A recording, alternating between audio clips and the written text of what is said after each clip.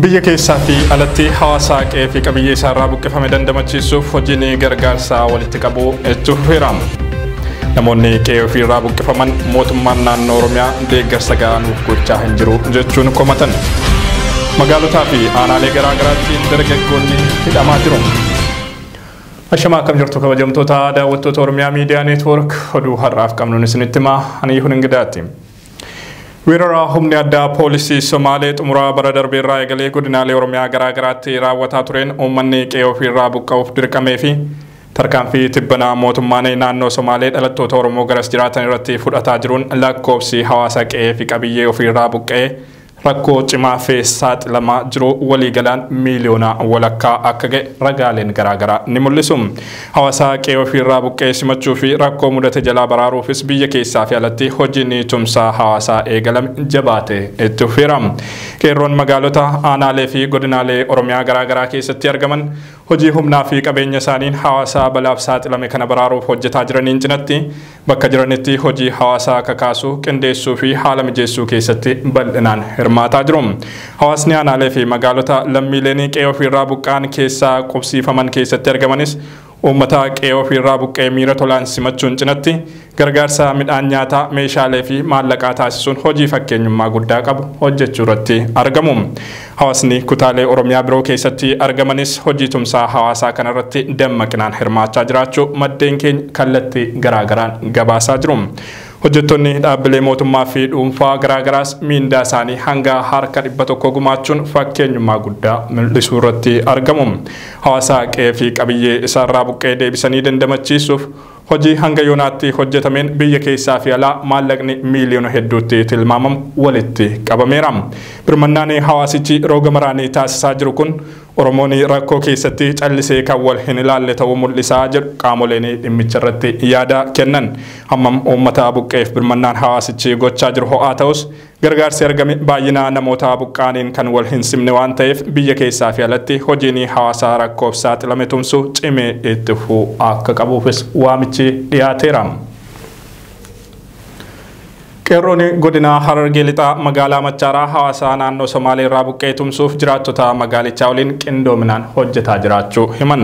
Jiraattonni magaalichaa hanga oduun kun qindaa'etti birrii 500 walitti qabuun gargaarsa namoota qe'ee ofiirraa buqqa'aniif akka oolu gumaachuun isaanis ibsameera. Hojii hawaasaa rakkoo fi saaxilame dandamachiisuu kana keessatti barattoonnii fi qaamoleen hawaasaa garaagaraa hirmaataa jiraachuu fi itti fufiinsaan kan tumsan ta'uunis himameera jechuun Faayizaa Eliyaas gabaasteetti. Jiraattonni aanaa Agaarfaa magaalaa Alii marii haala yeroo irratti geggeessaniin weerara daangaa Oromiyaan wal qabatee rakkoon mudate hammaataa ta'uu eeruun birmannaan qaama maraa murteessaadha jedhan. Lammiilee sababuma kanaan qe'ee ofiirraa buqqifamaniifis gargaarsa birrii 100 arjoomaniiru. Abdusalaam Hasan. Ilmaan Oromoo daangaa irraa weeraramaa jiraniif birmannaan hawaasni Oromoo godhaafee jiru cimee itti fufeera. Godina Baalee aanaa Agaarfaatti hawaasni magaalaa Alii gurmaa'uun hawaasa aanaa Raayituu irraa sababa weeraraan miidhamaa jiran qaamaan deemanii dubbisaniiru. Jiraattotni aanaa Agaarfaa magaalaa Alii maallaqa hawaasa irraa walitti qabuun miidhamtoota Oromoo qaamaan dubbisuuf wayita imalaa turanitti simannaan ho'aan Oromoota magaalaa Dambal, Gaasaraa, Dalloo Sabroo fi Gin'ir hanga geennutti nuuf godhame miira gammachuu fi hamilee guddaadhaan akka imalluu nu gargaareera jedhan. Deemsa isaa dheeraa booda aanaa Raayituu wayita gaanis Oromoota magaalaa Raayituutiin simannaan ho'aan nuuf godhamee jira jedhan. Akka yaada manguddoota aanaa Agaarfaa magaalaa Aliitti Oromoota aanaa Raayituu qaamaan biraa dhaqqabuun ergaa gandaa wareegamtootaa deemanii taaziyaa ofirraa geessanii booda akkuma aadaa Oromootti bitaa fi mirgaa wal yaamanii aadaa kootu dhufee kaleessa qabuun wal dubbisaniiru. Waan galee fi waan ta'e rakkoo isaan mudate galtee isaanitti galte akkasumas waan deemaa jiru waliif odeessanii. Adeemsa kana keessatti manguddootni aanaa Raayituu waan ta'e guutuu nuuf ibsaniiru. Akka yaada manguddoota aanaa Agaarfaatti manguddootni aanaa Raayituu lola kana kan isaanitti kaase mootummaa ta'uu ibsanii weerara mootummaan maqaa humna addaan isaanitti bane kanaan namoota qaqqaalii 18tu nurraa wareegame jechuun dubbataniiru. Namoota 18 wareegaman kanneen keessaa tokkicha akka dhibbaa fi namoota daangaa Oromoo tiksanii hardhaan gaantu jiru jechuun miira gadda guddaan guutameen wayita ibsan ofii isaaniis booyanii nu bochisan jechuun dubbataniiru. Haa ta'u garuu wareegamtoota kanneen dhabuun hedduu isaan gaddisiisus humna addaa nama 105 ajjeesuun gootummaa isaaniis ta'e kan uummata Oromoo diinatti agarsiisanii maqaa isaanii galmee seenaa keessatti dhiigaan barreessanii dabruun hedduu kan isaan gammachiisu ta'uu manguddootni aanaa raayituu dubbataniiru. Jiraatotni aanaa gaarfaa magaalaa Aliis uummata Oromoo daangaa irraa dhumaa jiran kanneen bifa itti fufiinsa qabuun gargaaruuf waadaa kan galanii fi mallaqa hawaasarraa walitti qaban qarshii 100,000 gumaachuu dubbataniiru.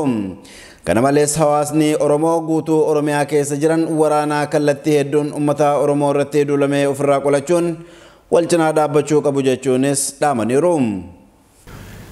Gama biroon hammam birmannaan hawaasni kallattii garaagaraan taasisu itti fufee jiraatus mootummaa naannoo Oromiyaa irraa deeggarsi gahaan taasifamaa fi kan hin jirre ta'uu lammiileen qe'ee ofiirraa buqqaan kunniin komataniiru.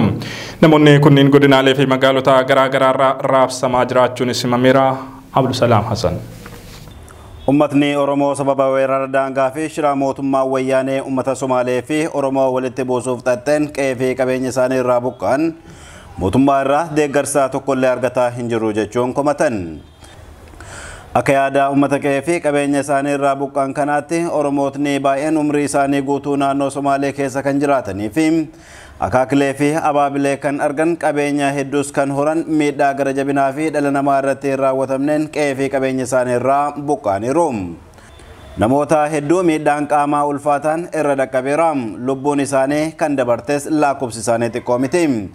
Itti fufuunis namootni buqqaan kunneen qabeenyi isaan umrii isaanii guutuu horatan humna addaa naannoo Somaalee fi waraana wayyaaneetiin jalaa saamamuu himanii ilmaan Oromoo naannoo Somaalee keessa jiraataa turan haala suukkaneessaa kanaan qe'ee fi qabeenya isaanii irraa buqqaaniiru. Haa ta'u garuu ilmaan Oromoo haala ulfaataa kana keessatti waan hunda dhabanii lubbuu ofii oolfachuun dirqama itti taanaan baqatanii Oromiyaa dhaqqabanis deeggarsi mootummaa irraa nuuf godhame tokkollee hin jiru jechuun komatan. Akka yaada namoota Oromoo buqqaan kanaatti guyyaa kaleessaa imala hedduu ulfaataa fi abdii kutachiisaa ta'e keessa dabarree magaalaa Adaamaa qubanne. Magaalaa Adaamaa keessattis mooraa mana barumsaa keessatti kan walitti qabaman yoo ta'u, deeggarsa Oromootni naannichaa isaaniif godhaniin ala gama mootummaa irraa wamaa hin argine jechuun komataniiru. Itti fufuunis miidhamtootni kunneen mootummaan naannoo Oromiyaa miidhama keenya laalee deeggarsa nuuf gochuu caala hunduma keenyayyuu magaalaa fi godinaan gargar nu baasee nu facaasaa jira jedhan. Nuti naannoo Somaalee keessaa baqannee gara naannoo Oromiyaa wayita dhufnu haadhaa fi ilmaan dhiirsaa fi niitiidhaan adda faffacaanee tarkaanfii lubbuu keenya baraaruu fudhanne kan jedhan warri buqqaan kunneen mootummaan namoota faffacaan kana walitti fiduu fi deeggaruu caalaa ofii isaatiifuu nu facaasaa jira. Kaayyoon namoota buqqaan kanneen godinootaa fi magaalotaan faffacaasuu kun namootni buqqaan kunneen gurmaa'anii mirga isaanii kabachiisuuf humna akka hin qabaanne gochuuf yaadamee ta'uu danda'a. Shakkii jedhus kan qaban ta'uu maddeen saaxilaniiru.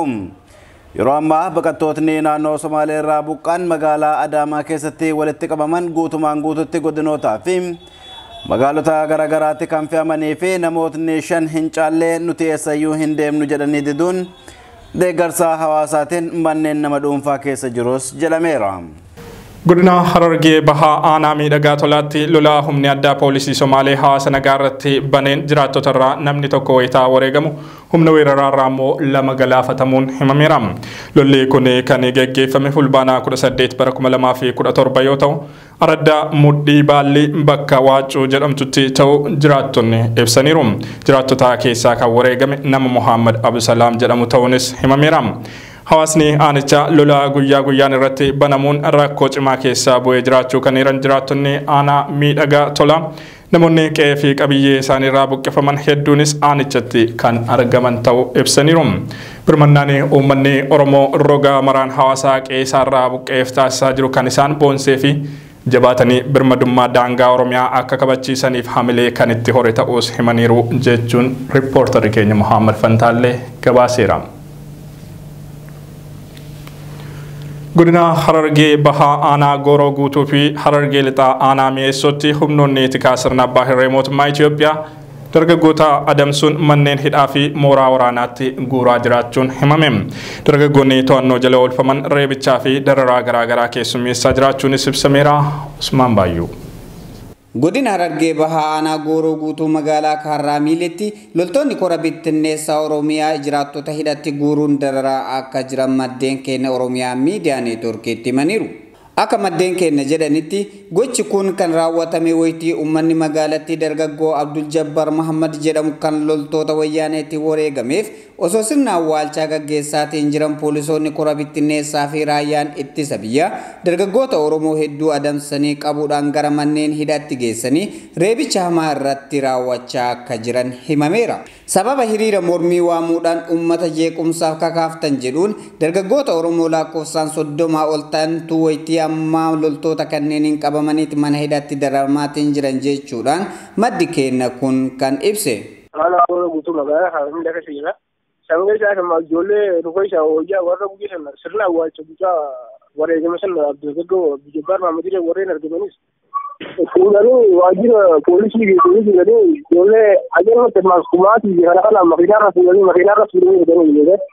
Haaluma wal fakkaatu hidhaa fi reebichi dargaggoota Oromoo irratti raawwatamaatiin jiru godina Harargee lixaa aanaa Mi'eessoo magaalaa Mi'eessottis humni raayyaa ittisa biyyaa wayyaanee konkolaataa ooraalii 5 oliin fe'amee magaalattii seenuun jiraattota tasgabbii dhoowwataa akka jiran himameera. Akka jiraataan magaalaa Mi'eessoo tokko nuuf ibsetti loltoonni wayyaanee dargaggoota Oromoo hawaasa keenya kan naannoo Somaalee irraa poolisoota addaa naannoo Somaalee kanneen abdii illeetiin durfamaniin qe'ee fi qabeenya isaanii irraa buqqaaniif gargaarsa walitti qabanii isaaniif geessuuf imalaa wayittii jiranitti loltoonni wayyaanee dargaggoota kanneen karaa irratti qabuudhaan gargaarsa isaan uummataaf geessuuf qabatanii deemaatiin turan harkaa saamuudhaan dargaggoota lakkoofsaan 8 ammoo ukkaamsanii fuuchuudhaan reebicha hamaa irratti raawwataa gara kaambii waraanaatti akka geessan himameera. Kaleessa guyyarraa sa'aatii 7tti ijoollee mana barumsaa hawaasa keenya kan mul'uu afdamii irraa baqatee dhufe isaan gargaaruuf ijoollee karaa deemu jirtu nam 8 hidhanii ture jechuudha poolisiin federaalaa.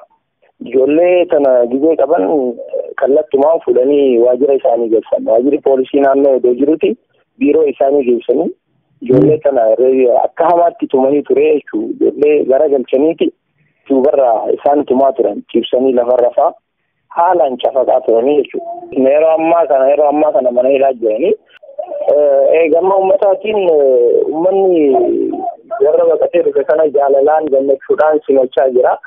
Kun immoo akka poolisii federaalaatiif raayyaa ittisa biyyatti dhukkuba guddaa isaaniif ta'ee jira. Oromoon wal jaalatee gammachuudhaan biyya akka wal keessummeessu sammuu isaan dhukkubsi jira kun amma kanaaf qeerroo isaan deeggarsa karaarratti tarkaanfii kanaaf fudhachuu jalqabanii jechuudha. Mootummaan wayyaanee osoo uummanni Oromoo waraana inni hidhachiiseen daangaarraa buqqa'eetiin ajjeefamaatiin jiru ammas dabalataan loltoota aanaalee hedduutti qubsiisuun uummata nagayaa irratti jeequmsa uumaa akka jiru odeeffannoon biyyarraa nu dhaqqabaatiin jirtu ni mul'ifti. Haaluma wal fakkaatuun godina Harargee Bahaa magaalaa Awadaayittis dargaggoonni hedduun hidhaatti guuramaa jiraachuun ibsameera. Dargaggoota magaalichaan alattis dubartoonni daa'imaa waliin to'annoo jala oolfaman jiraachuu maddeen keenya ibsaniiru. Usmaan Abdullatiif bal'inaan isinitti hima. Duula bulchaa naannoo Soomaalii wayyaaniin deeggarame abdiilleen ilmaan Oromoorratti oofaa jiruun shororkaan magaalaa Wadaayee keessatti dhalatte ammallee kan jijjiirtu ta'uu maddeen gabaasan. Hiriira dhihootana magaalaa Wadaayee keessatti godhameen wal qabatee tarkaanfileen Oromoo fi Soomaalii walitti buusuuf qaamuma sirna biyya bulchaa jiruun gaggeeffamte. Bulchiinsi magaalaa Wadaayee san sababa godhachuudhaan dargaggoota hedduu hidhaaf saaxilaa jiramu. Akka namni nuti dubbifne himutti hidhaa bulchiinsi Wadaayee gaggeessaa jiru kanaan dubartiilleen isin tuuqee Soomaaluun galan saaxilee qeerroof basaasee jaamuun hidhamaa akka jiran himan. Akka fakkeenyaatti halkan hidhaa kanaa'uu Wadaayee ganda Imar Alii keessaa haadholiin ilmaanii Duniyaa Ibraahimii fi Iftuu namni jaamu hidhaa namanii jiran. Ajandaa fi uume hunda lalisee mootummaan TPLF hawaasa nagayaa hidhee afaan jeesuu kana akka irraaf qusatu qeerroo magaalaa Wadaayee dhaamsa dabarsiti. Gama kaaniin magaalaa Wadaayee keessa mirqaanni hojii gadda citee kan hin deebi'een ta'uu dubbatan. Akka namni dubbifne ibsutti namoota tokko kan Jimaa Finfinnee fi Jabuutii ergu malee huuwwan akkuma guramanii hafanii jiran. Daldalaa Jimaa magaalaa Wadaayee keessaa xiixaa ture kana deebisuuf bulchiinsi magaalaa Wadaayee tattaaffii takkallee kan godhaa hin jirre ta'uu jiraattonni addeessan. Jiraattonni magaalaa Wadaayee nama keenyaa kan naannoo Soomaalii keessaa jaleen TPLF abdiilleen buqqaaseef waan takkallee osoo irraa waliin kaayatiin gargaaraa jiraachuu beeysan. Gama biroon ammoo achuma godina Harargee Bahaa magaalaa Calanqoo ganda Bakkajjoo jedhamuun beekamtutti dargaggoota hidhuun itti fufeera. Sababni hidhamuu dargaggoota kanneen ammoo konkolaataa Skybus jedhamu gubdaniitu kan jedhu akka ta'e maddeen keenya ibsaniiru. Ganda Bakkajjootti torbanii darbe keessa konkolaattonni 3 gubachuun isaanii ni yaadatama. Kaabinoonni aanaa meettaa sababuma kanaan qaama konkolaattota kanneen gube baasaa jechuun hawaasa iraarsaa jiraachuus maddeen keenya himaniiru jechuun riippoortari keenya Usmaan Abdullatiif gabaaseera. Oduu keenya xumuraatiin humni addaa poolisii Somaalee weeraraa tibbanaa irra deddeebiin aanaalee godina Baalee Raayituu Daawwee Qaachanii fi kanneen birootti baneen lubbuun namoota hedduun dabarteetti. Reenfa namoota wareegamanii keessaas 12 gara magaalaa Gindhiiritti geeffamuu fi hawaasni aanichaas xiiqiin simachuun ibsameera. Usmaan Abdullatiif dhimma kanarrattis bal'inaan waan qopheesse qaba. Baalee aanaa Gindhiir gara Raayituu kanatti waraanni addaa naannoo Somaalii namoota 12 akka fixee fi reeffi namoota kanaatis wayita gara Raayituu dhufu hawaasni bahee bifa bareedaan akka simate himan. Jalqaba namoonni waraana addaa naannoo Somaaliitiin dhumatan kunneen bulchiinsi naannoo Somaalii hidhee akka turee fi amma immoo hidhaa baafamanii liyyuu poolisiin akka fixaman dubbatan. Boo'icha galee kanaan wal qabatee manguddoonni naannichaa hanga gumaa jaallan dhumee kanaa mootummaa Itiyoophiyaa wayyaanee irraa baafannutti taaziyaa akka hin teenye jechuun wal dhoowwuu isaanii maddeen gabaasan. Weerara kanaan wal qabatee lafoota amma dura liyyuu poolisiin daangaa cabsee jiraattota irraa guisee fudhate raayyaan ittisa biyyaarra qubatee hawaasaas osoo itti hin deebisin liyyuu poolisiif eegaa jiramu. Akka jiraattonni nuti dubbifne himanitti liyyuu poolisiin lafa san eega amaanaa raayyaa ittisa biyyaa kanatti khannatee gara hedduun lafoota biraa dhuunfatuuf weerara akka bane himan. Aanaa kanatti gargaarsi Oromoota naannoo Somaalee keessaa qe'ee fi qabiyyee isaaniirraa buqqaanii haala gaariin itti fufee jira. Hawaasni keenya kan aanaa sanii dirmata obboloota isaaniitiif godhaniin araddoota hunda keessaa qabeenya kan walitti qabaa jiranii fi daldaltootaas tahee hojjettoonni mootummaatis gumaata isaaniirraa eeggamu aanaa kanatti bifa bareedaan godhaa jiran. Gama kaniin godina Baalee aanaa Beeltuu ganda Addeellee waraanni addaa naannoo Somaalee Haareetti weerara banuuf garas qubatee jira. Haaluma kanaan aanaa Saawweenaa keessaas lafoota hedduu seenee qubatee akka jiru jiraattonni addeessan. Egaan daawwattoota keenya oduun har'aaf qabannee dhiyaanne kanneen turanii waan nu daawwattaniif galanni keenya guddaadha. Qophiileen OMN itti fufaa yeroo gaarii.